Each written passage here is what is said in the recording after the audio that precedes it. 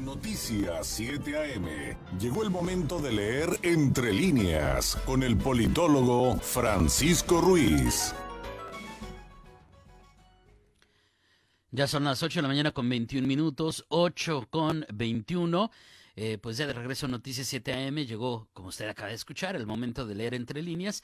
Ya está con nosotros a través de la línea telefónica Francisco Ruiz, politólogo, doctorando en Derecho Electoral, integrante del Instituto Nacional de Administración Pública, autor de esta columna llamada Leer Entre líneas, que usted también puede leer ya, disponible en unirradioinforma.com. Francisco, ¿cómo estás? Muy buenos días.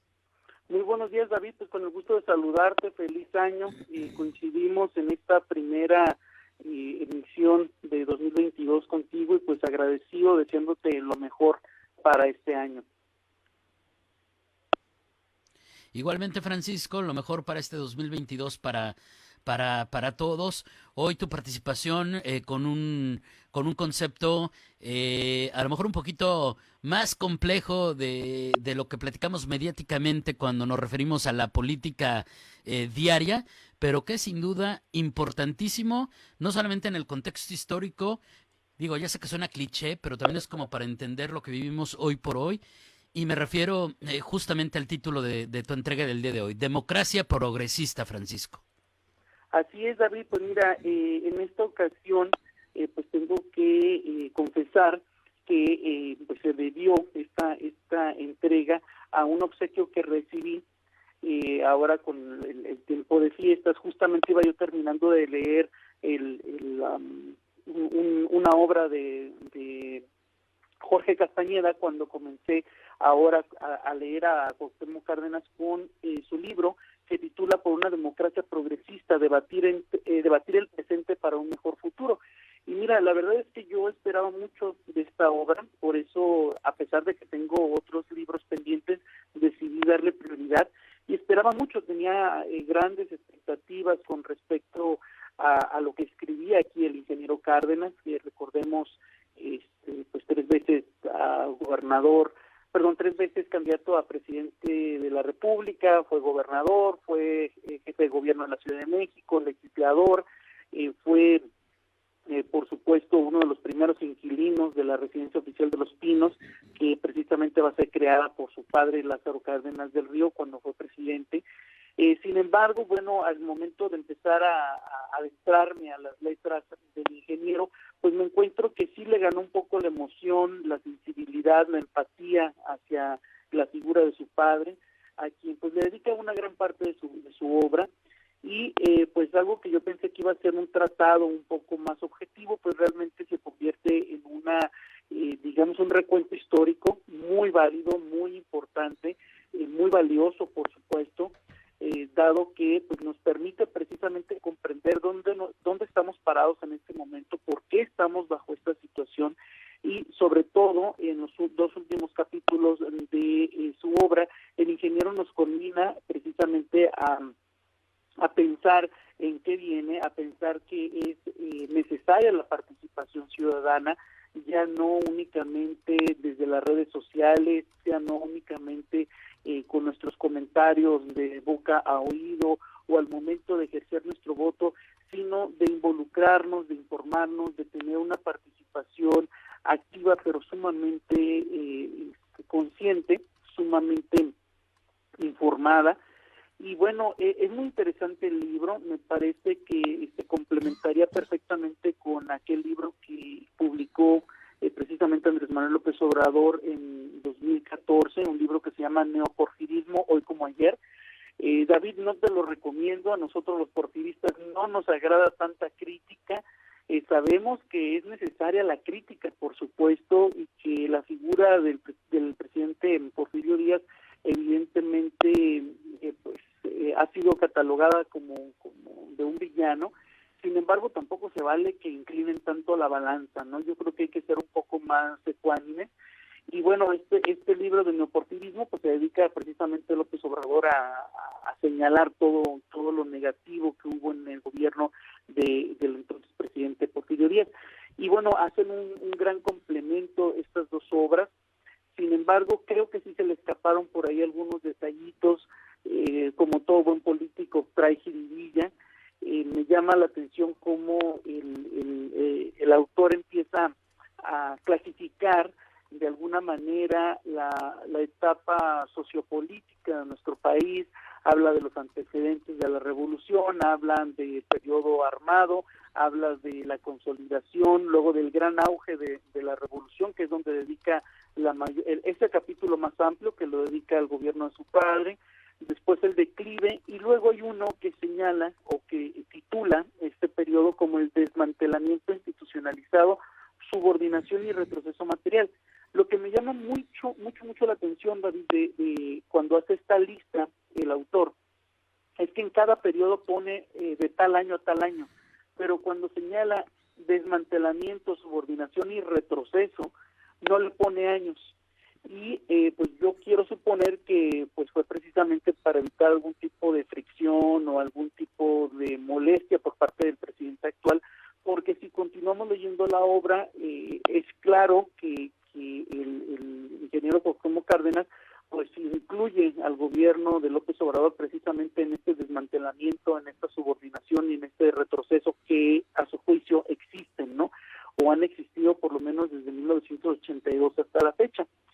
Y bueno, por ahí hay una omisión que me pareció muy importante aclarar, porque dentro de su obra, de una manera, pues obviamente no puede entrar, porque si no, pues sería un tomo de muchos, ¿no?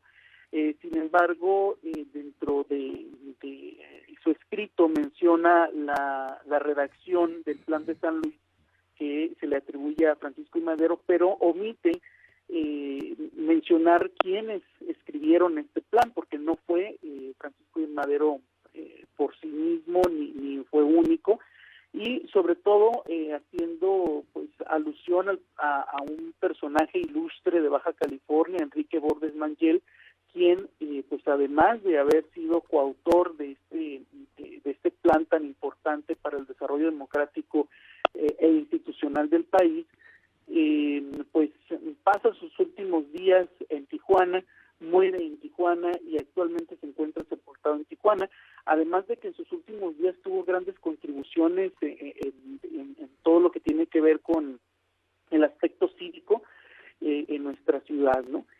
En fin, el ingeniero Cárdenas habla del neoliberalismo, democracia, aborda temas como la equidad fiscal, los pendientes electorales, se refiere al ejército, habla del mundo laboral, habla incluso de los mecanismos de comunicación e información del gobierno, de la biodiversidad, de la energía. Obviamente todo esto lo va señalando como asuntos pendientes desde su perspectiva, y merece especial atención que dedica un par de líneas por ahí a la conocida como Ley Bonilla.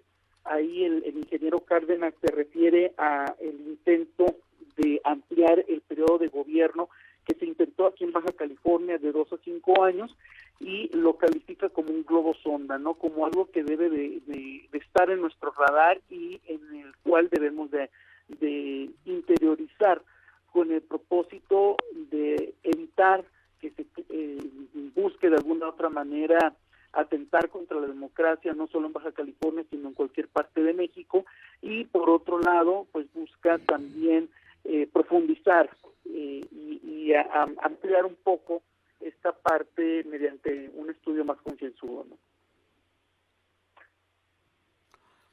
Qué interesante todo lo que nos cuentas, Francisco. Esta última parte evidentemente también nos remite a pues este asunto de la imagen que tenemos de ciertos personajes de la historia de la política mexicana en diferentes niveles, porque digo, así como de repente me dices que también lo percibo un poco entre broma, ¿no? Así como que no se lo recomiendo a los porfiristas, ¿no? Pero bueno, también de repente cuando hacemos ciertos comentarios los juaristas se superofenden, ¿no?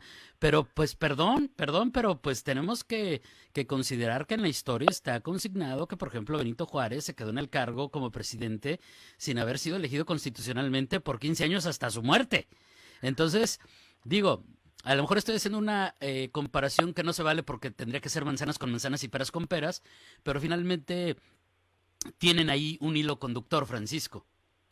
Así es, mira, es que todo el actuar colectivo no se debe a algo que ocurrió de ayer para hoy, sino que tiene, por supuesto, antecedentes, y en algunas ocasiones son antecedentes muy remotos, y desafortunadamente la historia está desacreditada, no tanto como la política, pero está desacreditada. ¿Por qué? Porque la consideran aburrida, porque la consideran monótona, tal vez. Sin embargo, la mejor, digamos, receta o el mejor medio para poder comprender lo que estamos viviendo al día de hoy es entender las decisiones que se tomaron ayer. No se trata de vanagloriar a los héroes y de odiar a los villanos, sino de comprender en un contexto lo más equilibrado posible, lo más objetivo posible, esas decisiones, tanto acertadas como equivocadas, que se tomaron para aprender precisamente de esos errores, aprender de esos aciertos y ver cómo podemos mejorar en el futuro, ¿no?